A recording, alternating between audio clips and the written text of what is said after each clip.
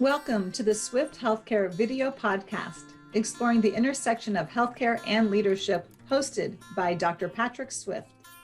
SwiftHealthcare.com is your resource for healthcare professionals to find coaching and consulting to engage, restore, and transform yourself and your organization. And now, here's your host, Dr. Patrick Swift. Welcome, folks, to the Swift Video Podcast. I'm delighted that you're here, and we have a tremendous guest that I'm delighted to welcome, Dr. Dike Drummond. Dike, welcome to the Swift Video Podcast. Hey, Patrick, great to be here. Folks, let me introduce Dr. Drummond quickly. Dr. Dike Drummond is a Mayo-trained family practice physician, burnout survivor, I believe he said twice, executive coach and founder of thehappymd.com. He teaches simple methods to, listen to this, he teaches simple methods to lower stress, build more life balance, and a more ideal practice. Who doesn't want more of that? He has over 3,000 hours of physician coaching experience. Since 2010, he's also been delivering live burnout prevention training to over 40,000 physicians on behalf of 175 corporations and associations on 4 continents. Dr. Dike Drummond, welcome to the Swift Video Podcast. Hey, Patrick. So, Dike, today we're going to be talking about physician leadership. And in my notes here, how to lead physicians and how a physician can be a leader. And I'll share with you folks that I wish I had known about Dr. Drummond's work, his work years ago. I wish I knew then what I know now and what I've learned from him being a former senior leader in a hospital. The techniques and strategies and wisdom he imparts is very helpful, whether you're a physician or you're a physician leader or you're a healthcare executive or you work alongside physicians. This information he's going to share with you applies directly to your life. As I said earlier, lowering stress, building more life balance, and a more ideal practice, a more ideal life. So with that, Dike, let's talk about physician leadership. Awesome. So awesome. How about if we start with just, what's your why? How did you get into this in the first place? Well, I've always been involved with leadership. If I don't take the lead, it gets projected upon me. And my leadership outside of healthcare and before I was a physician is from playing competitive rugby. So I played rugby for 23 years. And on all but just a couple of those years, I was captain of whatever team I was playing for at the time, all the way through med school and residency and out into my practice. And rugby is about as close as you can get to sort of a battlefield experience, right? Because you're really going out there in a place where you're going to go at it. It's like being a gladiator. Sometimes people will say that. So what you have to do is trust, have each other's back, have a positive culture that can withstand the heat of the challenges of being behind when you only got 5 minutes left and maybe you can pull it out, that kind of stuff. And what I found is that the relationships that you can build on a rugby team can last a lifetime. So I want to take a highlighter. I want to highlight, you said relationships, because when you talk about gladiators and rugby and things like that, some folks may get turned off saying, oh, this is like two bros talking. And what I know you, and it's you said relationship as part of that battle. So please go on, but it's that relationship that's key to it as well, right? Well, sports are about trust. Team sports are about trust and about understanding the highest and best use of the skills of the people that are on your team. Because we're talking about an amateur team. I'm not talking about professional athletes or anything like that, right? Still trust. And so even now, we go to the rugby reunion in Indiana University every few years. So by the way, one of my players when I played rugby my second row was Mark Cuban. And it is that Mark Cuban that you're thinking about when I say his name. Wow. So we go back, we love each other. We remember those days, even though it was just 4 years, way back in the 1970s and 80s. Nice. So my experience comes from rugby leadership. And what I saw and what I see in healthcare is a couple of things. Number one, an organization that employs a whole bunch of doctors and needs to take responsibility for the care and feeding of a herd of physicians, that kind of an organization is a very recent development in human history. Now, there used to be hospitals where doctors would be on staff and they'd come and go. But if your hospital system now employs those doctors and controls all of their working conditions, who you hire and fire, the facilities, the materials, how they charge, how they get their appointments booked, all that is now controlled by you. It's a very, very recent experience in human history. And I'm just appalled at the state of the culture of a lot of these organizations. One of the observations that I'll make is that in front of a whole room full of doctors. Now, I'm used to having 200 or 300 doctors in front of me and teaching them about burnout. And one of the questions I often will answer is I'll say, hey, if your receptionist came back to you in the middle of a workday and said, hey, the boss is in the waiting room, wants to see you between some patients here. If your boss showed up unexpectedly, raise your hand if that's a good thing. Guess how many hands go up? Yeah. 0. Yeah. Why is it not a good thing? The boss is showing up because you're in what? Trouble. And if the only time you see your boss is when you're in trouble, that's an absolute failure of leadership. But I have only very rarely had a person, and I've talked to tens of thousands of doctors and asked this question. I've only very rarely had a person say, yes, my boss there, that would be a good thing. And if you're a boss, the only way you know this, I call it the look up trust test. Walk onto a ward wing or service and put yourself in the line of sight of a physician who doesn't expect to see you today. And watch what their eyes do. They either look at you and say, well, hey, Dike, what are you doing here? What do I owe this unexpected pleasure? Or they look down at their toes and say, oh shit, what did I do now? And 99 times out of 100, they're going to do the latter. Yeah. Well, let me jump in by saying that what you're saying is true. And I also want to, as a former hospital CEO, there are people like me who would pick up the phone and call my physicians and check in on them and round on the units and check in with them and ask them, do you have what you need? Is there anything I can do for you? So there are healthcare executives. I'm a member of the American College of Healthcare Executives, a fellow. So there are those of us who do it, but I want to acknowledge that unfortunately it's a minority and we can do a hell of a lot better for everyone. And we're talking about how do you lead physicians? Because we're also going to talk about how does a physician lead, but so how does one lead physicians in a way that is a win-win for everyone? Well, a couple of things. First of all, you have to have great respect and great awareness of what a physician is in a spiritual sense, and what we do in Let's get spiritual. And what we do in a physical reality sense, what our day-to-day practice is. So the story I tell goes like this. Each of us who's a physician, each of us who's in healthcare, each of us stood at one point at a fork in the road where we were at a choice point. We could choose to go into medicine, and in my case, go to medical school, or we could do anything else. And this is where all of our friends said, you're nuts. I'm going to do something else. See you later. And we decided to go to medical school because we were different. We have different personality traits, workaholic, superhero, Lone Ranger, perfectionist. We got the grades, we worked hard, and we wanted to be a helper and a healer and a light worker. And we didn't know it. But at that point in time, what we chose to be was a light worker. We chose to ally our professional life to the forces of light in the universe as they battle very specific forces of darkness, illness, suffering, death, dying, and family members' crazed attempts to deal with those things. So we're going to be locked in a battle. We'll always lose because all of our patients are going to die. Sometimes, hopefully as rarely as possible, we're going to kill them, even though we aren't trying to. We're going to get wounded along the way, and we set ourselves up for burnout in the choice because we can put the patients first to the point that we tip ourselves into burnout. That's a spiritual foundation of what we do. And it gets lost in the training process, which is basic. It can also sound hopeless. It can also sound hopeless. And there's that Teilhard de Chardin quote, we're not human beings having spiritual experiences, but spiritual beings having human experiences.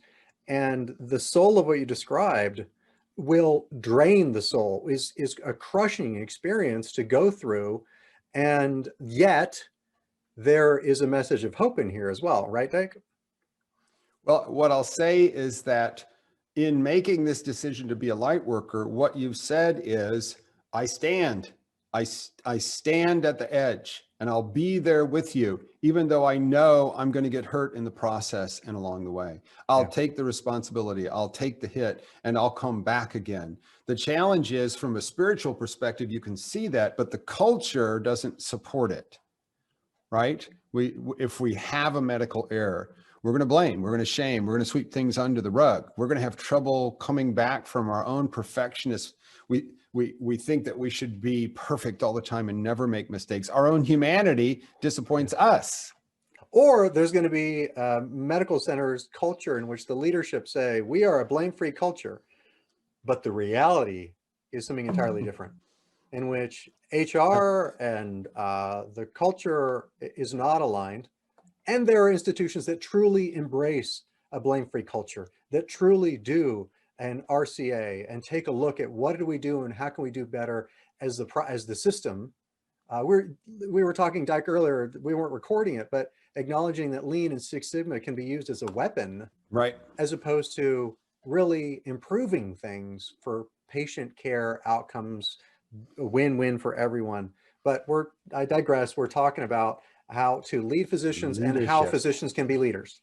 Right. And when it comes to being a leader of physicians, it helps if you're a physician, but that doesn't doesn't give you a free pass.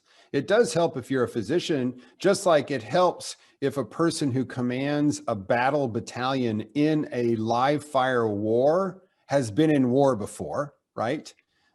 So you have to understand what we do. What I say is, look, if you've never had somebody fill your shoes with amniotic fluid, you probably don't understand what we do. And you can't have a physical understanding, but you have to have great sympathy, great empathy for the choice that we made and the people we're trying to be, the light workers we're trying to be, and the fact that any system will impede our ability to make the difference we chose to make at the light workers' fork in the road. So no matter whether you're a physician or not, you must round on your people. You must shadow your people. This is the single largest leadership error, and I would say sin of omission in leadership, especially in healthcare, is that leaders will sit in the ivory tower and look at spreadsheets and get hypnotized into thinking that the spreadsheet represents the reality in the front line. You know, there's a phrase, people say it so fast you don't get it. They say the map is not the terrain. Let me just be really clear. Looking at a map of a mountain is very different than climbing to the top of the mountain and back. Looking at a spreadsheet of physician performance has nothing to do with what's going on the front line. And if you look and slow things down, as a lean person, you know this, if you look at medical errors, a huge portion of a medical error is always systemic. It's always about the system of care the doctor is embedded in.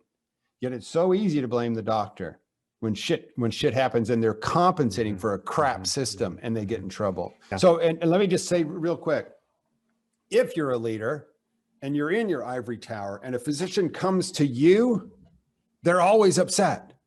So what you do is you see nothing but whining doctors telling you you've got shit for brains, pounding the table and storming out of your office. So even if you've been a doctor in the organization for 30 years and you get promoted to a leadership position, within weeks you hate doctors because all you do is see the ones that are complaining. You have to get out and build a generalization with truth in it.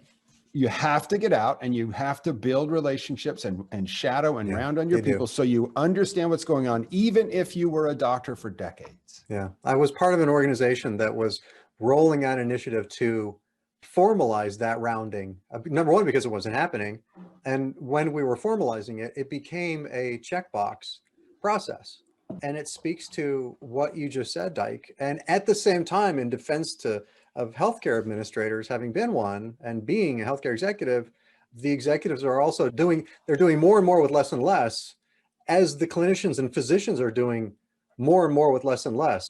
But that is no excuse for healthcare executives and leaders to not round.